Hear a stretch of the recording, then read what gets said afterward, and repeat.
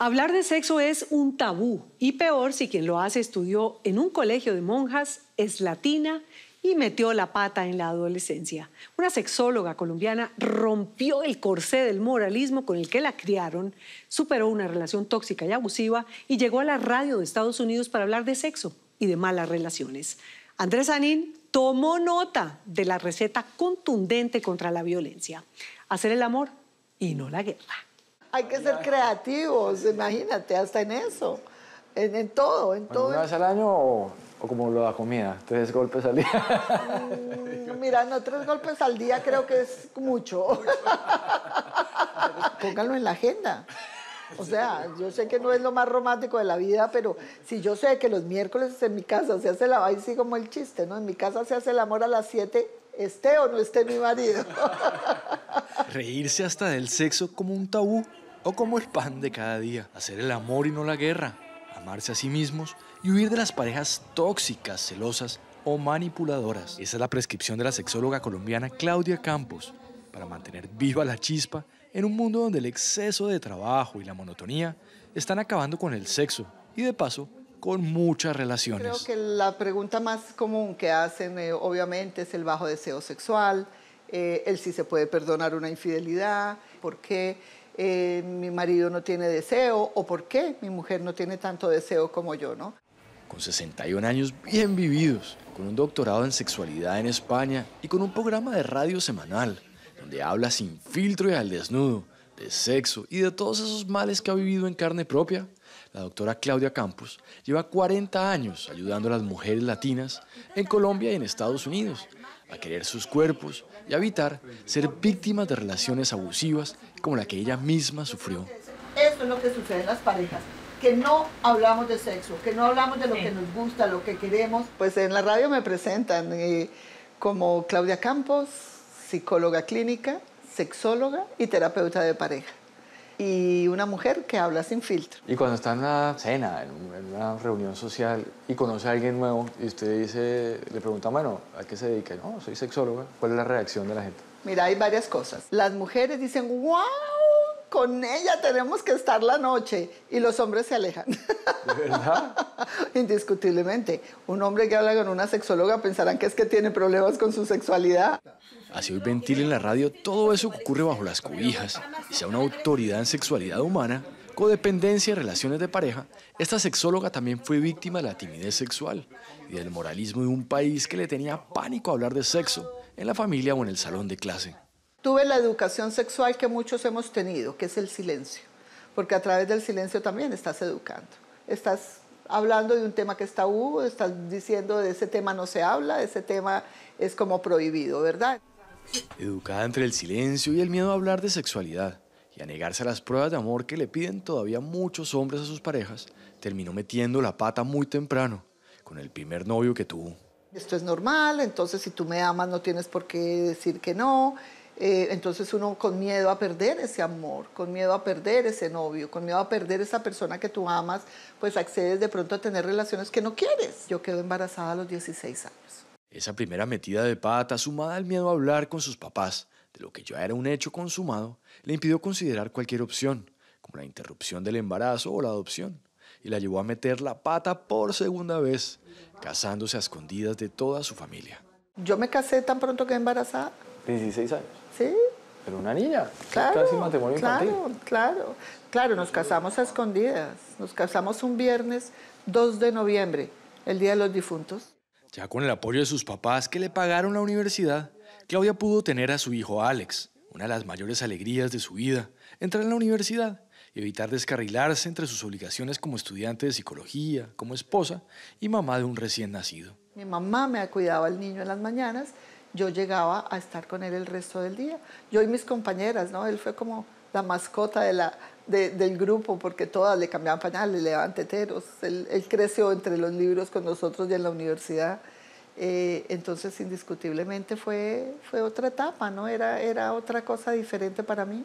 La pañalera, los teteros y el trasnocho no fueron nada comparados con los celos de un esposo que no soportaba verla lejos de su alcance y de su control. Los celos, el control, juzgarme, o sea, no sé, tienes la camisa así y esta mañana no la tenías así, estás fría, estás caliente, de este abuso de cómo te tienes que vestir, cómo tienes que hacer, o sea, todo el control que hay alrededor tuyo emocional. También en algún episodio me doy cuenta que me pone una grabadora para escuchar las llamadas telefónicas. Abrir los ojos frente a un hombre celoso, infiel y violento con ella y con su hijo, y salir corriendo de una relación tan tóxica y destructiva no fue nada fácil, por la falta de autoestima y la codependencia que le había generado el maltrato psicológico de su esposo. Pero con el tiempo va a haber un hueco así de grande. Y eso pasa en el alma de una mujer que está en una relación tóxica. Eso pasó en mi alma. Parte de ese abuso también es bajar tu autoestima y creerte que sin él no voy a poder salir adelante, y menos con un hijo. Entonces tú te lo crees. Es que el problema no es que te lo digan, es que yo me lo creía. Y yo me sentía así. Yo me sentía que me sentía fea, que me sentía que de verdad, ¿quién me va a querer sin un hijo? Salir de esa relación tóxica y opresiva le permitió recuperar la confianza en sí misma, hacer estudios de posgrado en sexualidad humana en la Universidad de Tenerife y unirse a un grupo de sexólogas que se lanzaron en Colombia en los años 90 a hacer una revolución sexual, promoviendo la educación sexual obligatoria en los colegios de todo el país. Sexualidad no es genitalidad.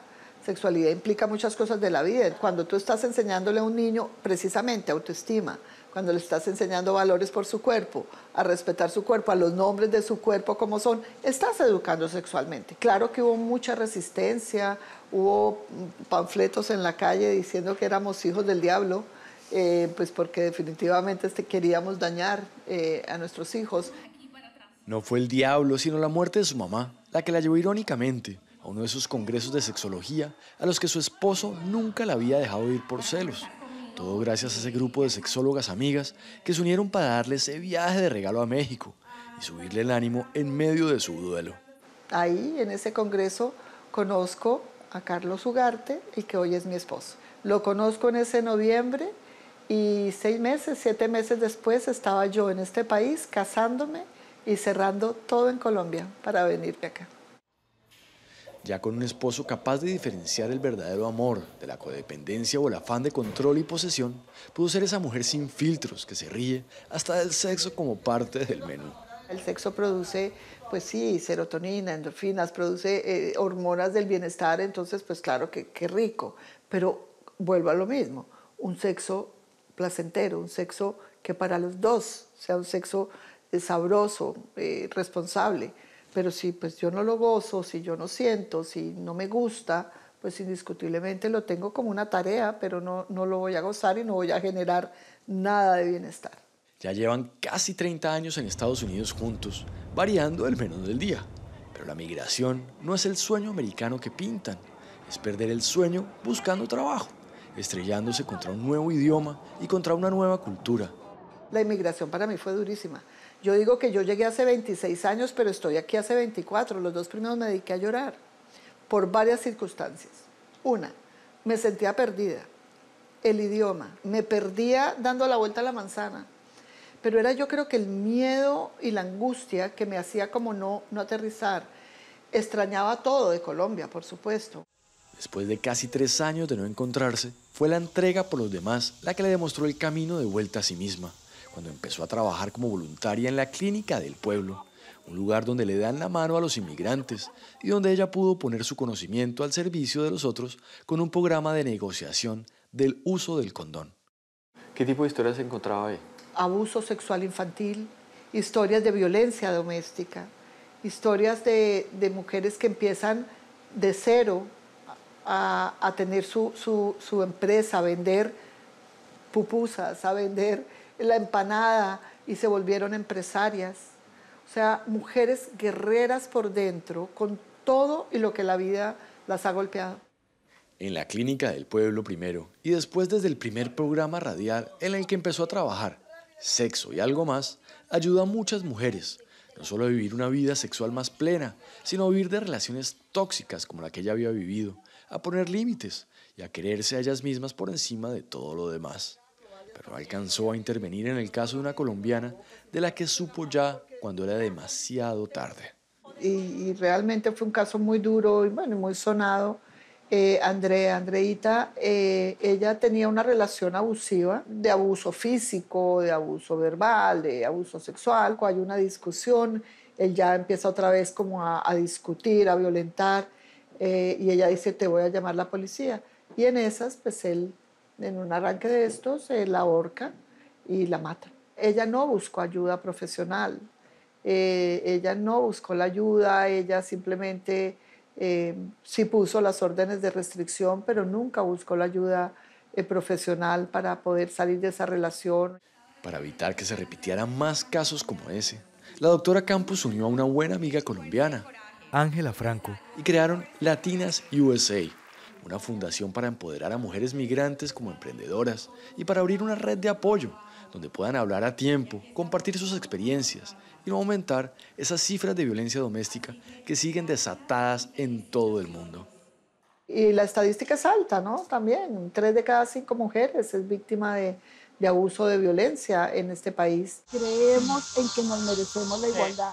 En Washington, la acompañamos primero a un picnic de reencuentro durante el verano, donde migrantes latinas compartieron sus experiencias, hicieron hasta ejercicios de entrenamiento para expulsar toda la mala vibra y buscar amar más su cuerpo.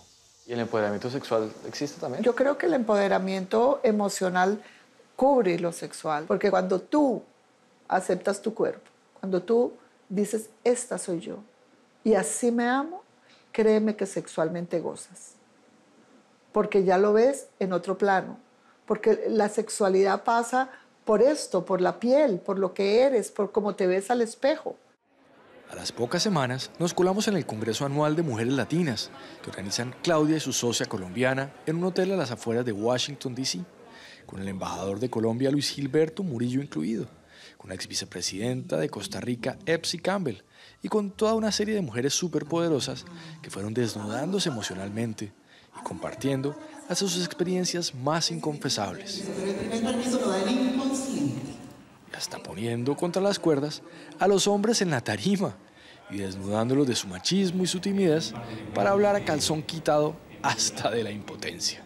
Las mujeres podemos hablar de no sentir orgasmo, no esto, entonces como que eso también nos permite buscar más la ayuda de las cosas. Los hombres están en silencio, los hombres no van a decir tengo eyaculación precoz, pero también para ellos es importante entender que desde ese aspecto es que buscar la ayuda profesional, no solo la ayuda del que me dijo que allí venden la tal pildorita, no, busquen la ayuda, porque eso también es lo importante, hablar del tema. De ser una adolescente sin educación sexual, una madre prematura y una esposa maltratada y reprimida, la doctora Campos logró convertirse en una sexóloga capaz de ayudar a muchos hombres hasta con sus problemas de impotencia, de liberar a muchas parejas de la codependencia o de las relaciones tóxicas y de devolverle la autoestima, el amor propio y la fuerza a cientos de mujeres, fuera y dentro de la cama. Y recuerden que hay que hacer el amor y no la guerra.